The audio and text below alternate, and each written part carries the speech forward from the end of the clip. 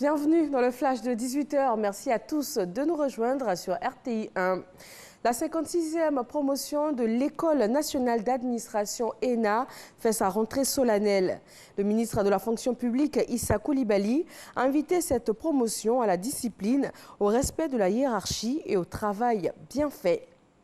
Infrastructure routière, le gouvernement a entrepris des travaux d'élargissement des voiries dans plusieurs communes en vue de faciliter la mobilité urbaine à Abidjan.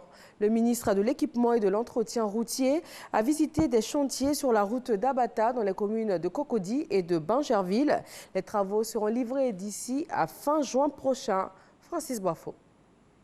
Commune de Cocody, Carrefour, Abata. Une nouvelle voie longue de 5 km en construction entre ce rond-point et le village Abata. C'est une voie qui a été réalisée. C'était prévu pour être une autoroute, mais ça a été réalisé que d'un seul côté. Aujourd'hui, nous sommes en train de faire le deuxième côté, de sorte à permettre une fluidité donc, de la circulation. Nous sommes venus regarder l'avancement des travaux avec l'ensemble de nos équipes, la Géroute, le fonds d'entretien routier, le BNET qui contrôle les travaux. Effectivement, les travaux avancent bien. Je pense que d'ici mai, l'ensemble des travaux seront donc terminés. C'est un projet d'un coût d'un peu plus de 7 milliards. En compagnie de plusieurs directeurs généraux et des responsables techniques, le ministre de l'Équipement et de l'Entretien routier est allé constater l'état d'avancement des travaux du prolongement de la voie boulevard Mitterrand à Bingerville et celle du carrefour Abata à Cocody-Angré. Aujourd'hui, le développement de la ville d'Abidjan, c'est du côté de Bingerville. Il y a beaucoup de constructions qui se font, il y a des logements sociaux. Donc nous sommes allés regarder donc, ce tronçon, c'est-à-dire le prolongement donc, du boulevard Mitterrand jusqu'à Bingerville. Il y a environ 6 km en 2x2 voies. Pour l'instant, il y a environ 4 qui sont déjà réalisés. Il reste encore 2 à réaliser. La route va se poursuivre donc jusqu'à Ebra. Le projet du carrefour d'Abata, mais cette fois-ci en allant vers le CHU d'Angré. Il y a un premier tronçon d'environ 3 km qui a été déjà réalisé par une première entreprise. Il y a une seconde entreprise qui est en train donc de poursuivre jusqu'à ce que ce projet arrive à l'hôpital d'Angré. Si le chef de l'État souhaitait faire tous ces investissements, c'est pour permettre aux populations de se déplacer aisément. Tous les travaux d'élargissement des voiries dans la ville d'Abidjan devraient s'achever à fin juin prochain, selon le ministre Amédée Kofi Kouakou.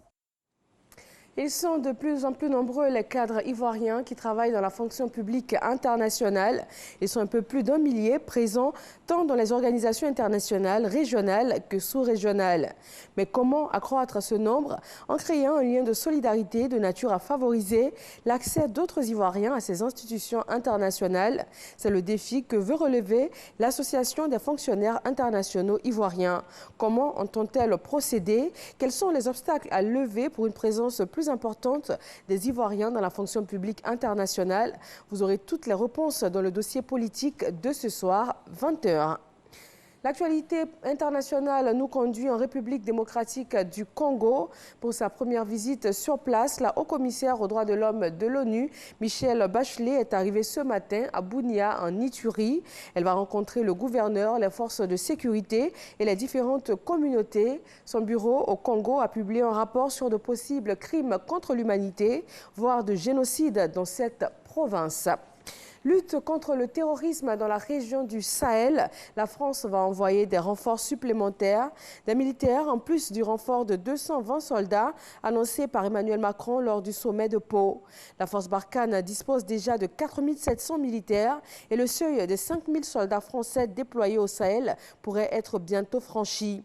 Les efforts de Barkhane et ceux de la force conjointe du G5 Sahel vont désormais se concentrer dans la zone des 3 frontières, Mali, Burkina et Niger. Coronavirus en Chine. Pékin a annoncé ce jeudi sa décision d'annuler les festivités du Nouvel An lunaire en raison de l'épidémie. 2 villes chinoises sont maintenant coupées du monde. Elles ont été mises en quarantaine en raison des risques de contamination du coronavirus apparus en décembre dernier. 17 personnes sont mortes en plus de 500 cas recensés en Chine. D'autres cas ont été signalés dans plusieurs autres pays de la région et aux États-Unis. Merci de nous suivre sur RTI 1. Tout de suite, l'actualité dans nos régions et plus d'informations dans le 20 h. Je vous retrouve tout à l'heure.